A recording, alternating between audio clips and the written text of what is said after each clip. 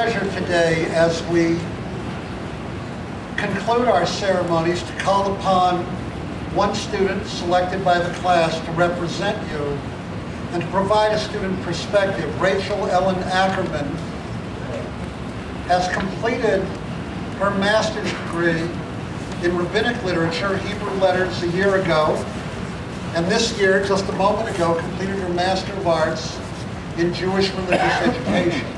Next year, she will continue as a student in our rabbinical program.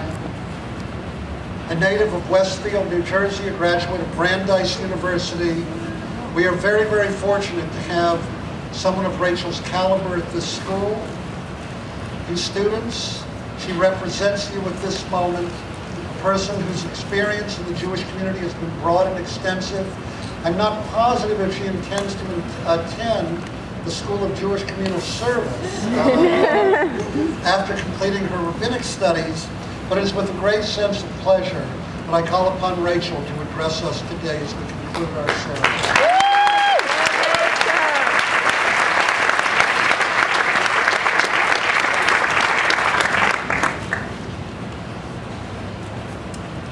It had been 3 years, and the two schools were still arguing. Halakha, Jewish law, goes according to what we say, claimed the School of Hillel. Halakha goes according to what we say, retorted the School of Shammai. And then a voice descended from the heavens to put this argument to an end. You both speak Divrei Elohim Chaim, words of the living God, but the Halakha follows the School of Hillel. If both schools speak Divrei Elohim Chaim, the words of the living God, why should the law follow one school and not the other? The Talmud teaches us that we are to follow the halakha of the School of Hillel because the people in that school were genial and modest, studying their own teachings along with those of the School of Shammai. The School of Hillel was a pluralistic school, for they studied their own teachings and those of the School of Shammai. In his or her own way, everyone graduating today speaks Divrei Elohim Chaim, words of the living God. Whether through a sermon, through work with a client, through social justice, through teaching, through the ways you connect Jews with Judaism. What we need to ask ourselves today is, am I part of Shammai school, listening only to those with views similar to my own? Or do I embrace pluralism like the House of Hillel, learning from those whose values I share, as well as from those whose views conflict with my own? Pluralism strengthens us as Jewish professionals and subsequently strengthens the Jewish community. Pluralism, however, cannot deny our denominational affiliations, which give us a foundation of values and practices. We must engage in a type of pluralism that honors and respects denominations through engaging with Jews from other denominations on deep and meaningful levels. So, what do I mean by pluralism? In his blog, Ma Rabu, the author BZ suggests that just as there are stages of moral and cognitive development, so too are there stages of Jewish development in pluralism. The first stage is the frommest common denominator. In this stage, orthodox understandings of what is required and what is forbidden become the communal standard. My classmate Rebecca Stern articulated the problems with this stage when she wrote for a class assignment, "In order for more observant Jews to have the prayer experience they want to have, I am the one who must concede. The logic is that the more observant Jews are legally bound to daven or pray without instruments or even without microphones. We less observant Jews are only expressing a preference. So of course, the law trumps a preference." At this stage of pluralism, not everyone's values are placed on equal footing, thus shutting down any potential conversation before it begins. Following from its common denominator comes the second stage of pluralism. Let's make everyone comfortable. The most observant standard is no longer taken as a given. However, this stage has at least two problems. It keeps everyone stuck in their own comfort zones, and it equates superficial comfort with deep convictions. Several summers ago, I worked at a conference for counselors from Jewish summer camps from across the denominational and ideological spectrums. The conference was a living resource bank. Counselors shared camp traditions and learned new skills and tools. I was surprised, however, that Shabbat, the part of camp that all Jewish summer campers claim to be the best part of camp, was never addressed. Shabbat traditions and practices were scarcely discussed, and the conference was not held during Shabbat, a decision that was made because there's no way to make everyone comfortable. But comfort in this sense is vague and encompasses too many things.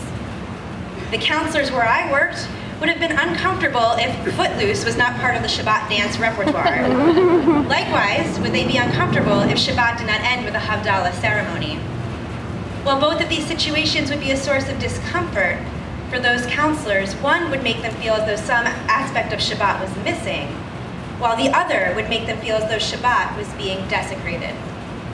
The counselors missed a valuable opportunity to decipher between their preferences and their convictions because the conversation was avoided altogether for the sake of everyone's comfort. During the first two stages of pluralism, we do engage with those from different denominations, but we can grow most from the third stage of pluralism, the identity stage.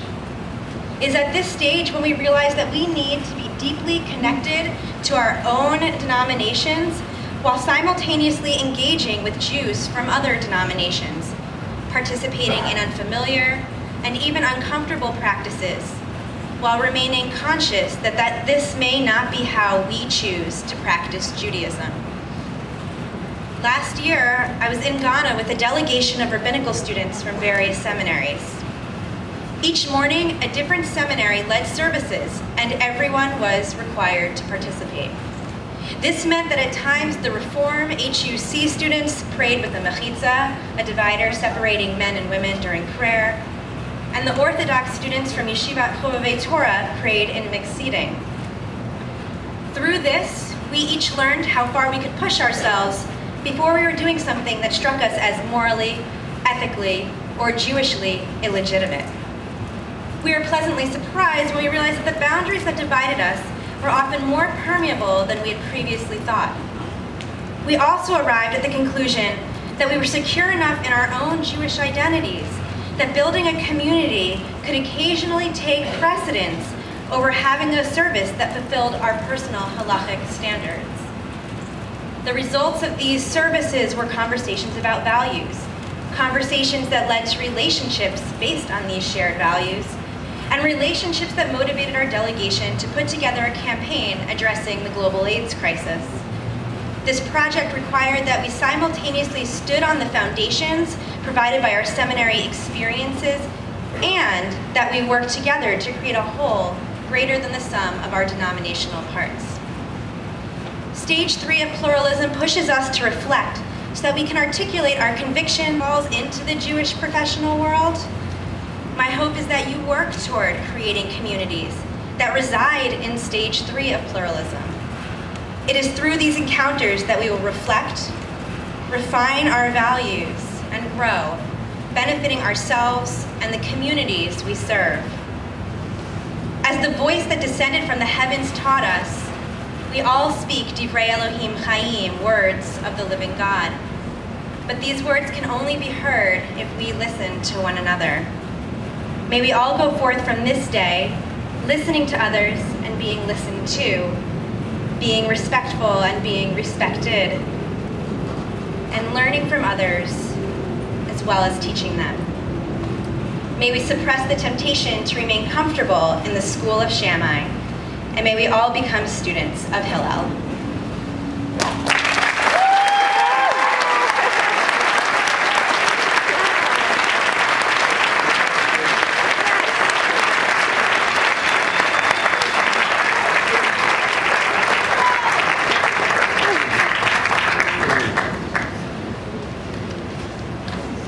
Stephen first asked me to remind everyone there's a reception following, so